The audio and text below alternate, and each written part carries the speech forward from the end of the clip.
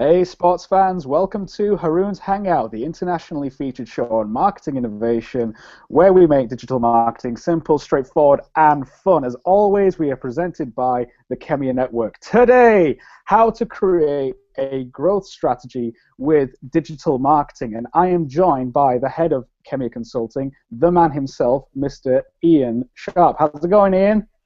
Yeah, good, thanks, Haroon. How are you? I'm good, thank you. I'm good. So today what we're going to be talking about is why you need to tell your story. That's a really important point that not a lot of people know about, not a lot of people consider, so we're going to go into that in a bit more detail. Secondly, content that's perfect for 2015. Stop creating content that's suited for the 90s. You know, come out of the rock that you're under and get with it.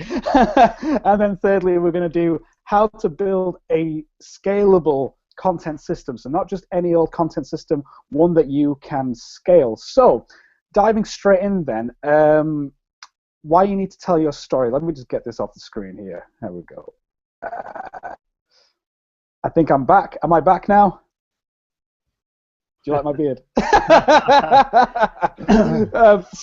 The first thing, why you need to tell your story. Now, there was a really cool video by Kevin Spacey. Now, he recently was speaking at the Content Marketing Institute conference over in Cleveland. Now, the thing is, I wanted to play the video for you guys today, but the audio is really, really low, so we can't play it, but we'll put it in the show notes for you. But in that video, Kevin Spacey was talking about content marketing as a whole, and he said, really, it starts with what story do you want to tell? Once you know that, then everything else just kind of falls in place. So how you can communicate with that customer, how you can engage them better, how can you intrigue them, how can you pull them towards you. And I think that was a really, really good analogy. And I think that we've been kind of doing that a little bit with our content recently with the rise of Yorkshire's innovation agency. That's kind of like our story at the moment, isn't it, Ian? Absolutely, yeah. And it's really interesting that you say, you know, you've got to look at the content that you're putting out there and create something that's fit for purpose and that engages people. A very useful guide, something that I've noticed over the holiday period, is the types of content that is getting shared. So the things that people in our network are sharing and pointing us to and saying, have you seen this? This is interesting. So there's general news fluff that the networks put out, but then a lot of it is more, you know, how to be productive, it's how to be innovative, and it's all like tips and tricks and help guides and how-tos. So if you think along those lines, things that people want to learn and want to hear how you've done something. I mean, you could, if you look at all the biographies that are around as well, everybody wants to read, you know, Duncan Bannatyne and Richard Branson to find out how to be an entrepreneur. It's exactly the same type of thing. So people want to know your story, how you're doing things, and what barriers you're overcoming, how you've gone about it. Totally, and he does say that actually. He said what makes a good story is things like conflict, you know, and the underdog story and all that kind of stuff, because that's what pulls people in. And I've noticed that. I mean, we started doing this at the end of last year, and I was asking everybody in Khemeia, what is our story? What are we trying to tell people? Because if we don't know, then how can we clearly create any content? How are our customers going to know? And it's funny because as we've been talking about that story. And the main theme that's come through is the rise of Yorkshire's innovation agency, but it's affected the way that we're talking on the shows. It's affected the way that we're writing, the way that we're talking to customers, doing proposals even, and things like that. So it is that thing, that root thing where everything else will kind of flow from. Well, and it's caused us to improve our whole process as well, not just our marketing process and the content that we're putting out, but actually our business process behind it as well. Totally. I mean, this is a nice segue actually into content that's perfect for 2015. So, I mean, you said earlier, Ian, that you've noticed the types of content that's getting shared now. The types of content that's getting shared now is different to the type of content that was getting shared, let's say, 3-5 years ago. Absolutely, I mean, right. Yeah. Content has changed so much to the degree where we've even created we've launched our own online TV network. Just because we thought, hey, it just makes sense for us to do that. I mean, how many agencies have an online TV network. It's just crazy. But do you want to go into a little bit about what your thoughts are for what kind of content is actually good for this year, 2015? Absolutely. So I think one of the big things that I've noticed is content is moving, it's evolving, and this is what's been predicted for years now. But there's a lot more video content out there, whether that's video content like we're producing right now, where it's a show, that's a bit of an innovative in its own right. There aren't many agencies doing that. Or whether it's help videos on YouTube, there's a ton of reviews on YouTube, there's a ton of help videos on YouTube, but there's also video platforms that have emerged over the last couple of years, like Vine, where people are doing little viral videos. There's Movi, again, who we've been working with and using. You know, those are pushing the boundaries, really, of where communications are going and where marketing's going, I think. And then if you come down the chain, podcasting's grown. Podcasting has grown immensely, and people are catching on to that whole, you know, radio is still extremely popular, but podcasting is becoming more popular, and being able to stick a podcast on your phone and take it with you and, you know, listen to it on your commute is a pretty compelling thing, actually. And there's some great people out there producing some fantastic content that aren't affiliated with any network. They're just doing it off their own bat, and they've got their own channels. And then the winner that is a staple for all sort of dissemination is blogging. And so there's lots of really great blogs out there. And if you look around, there's some absolutely appalling ones as well. But people are learning, and people are trying it, and they're finding out. And I think that's the important thing, you know, try something out, find out if your audience likes it, adapt your content if they don't, and if they don't follow you, you're probably on the wrong channel for where your audience is at.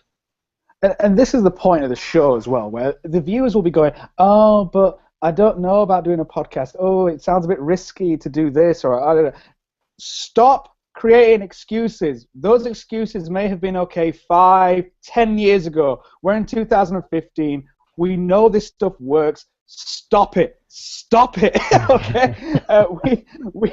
There have been so many studies, countless studies done, and research has shown that, hey, you know, your customers like it when you humanize your brand, when you're approachable, when you do things that are different. So what we're saying, we've never said this is going to be easy, but we have said that innovation will require you to push boundaries, dare to be different, and you'll need to have a bit of courage about that. But I've used this example before, where we were talking with an IP lawyer in Leeds. Sounds so dull to most people, but they said, we're starting a podcast. How cool is that?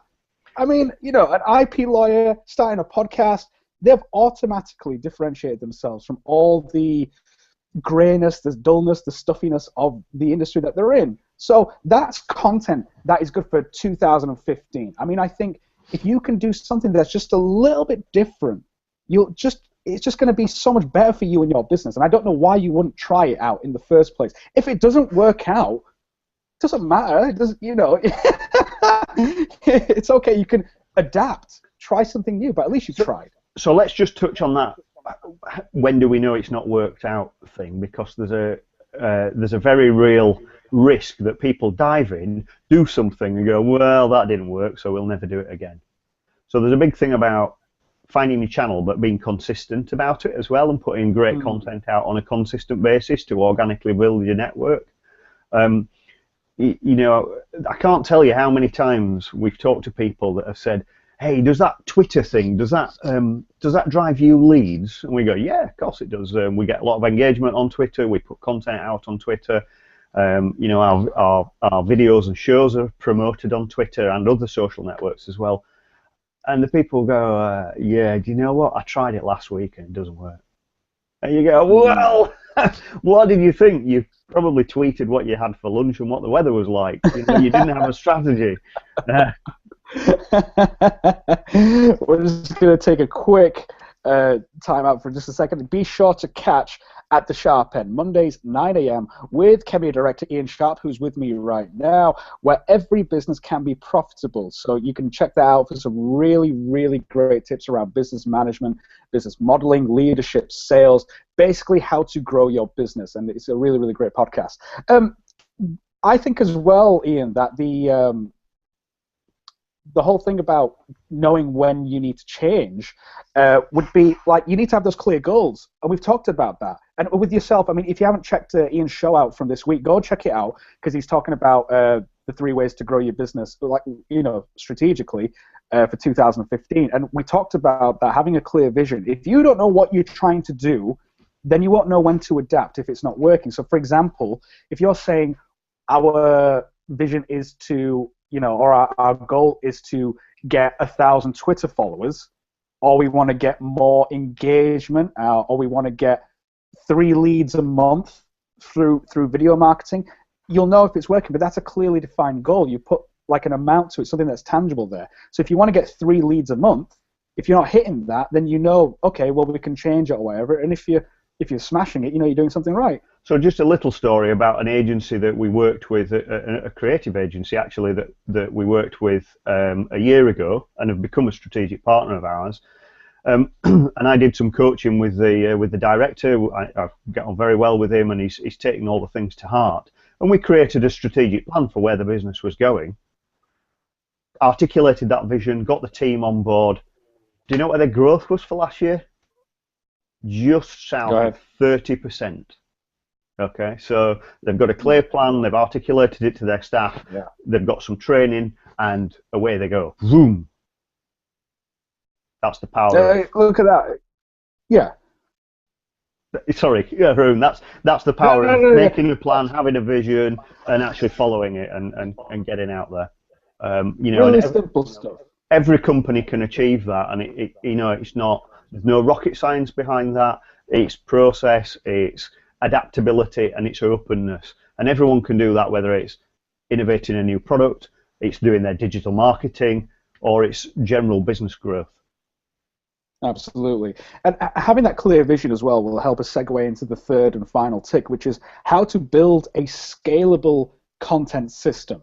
So when you're doing content, let's go back a few steps. So first of all, if you're creating content, you're not going to just be doing one blog post in a blue moon, all right, or wherever you feel like it. That's just not going to work. Just stop it. Okay, I'm going to start tweeting that now. Stop it.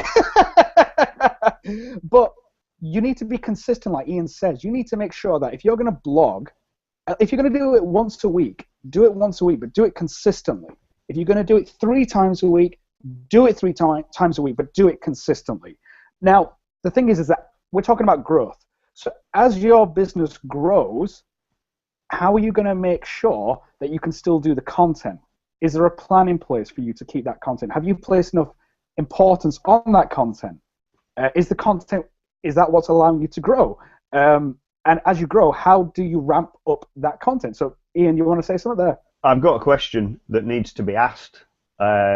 Whenever a company is trying to grow and trying to generate content, there's an often used issue that has been traditional in marketing circles, where they put someone in charge and go, "It's your problem. You do this. You generate all this content."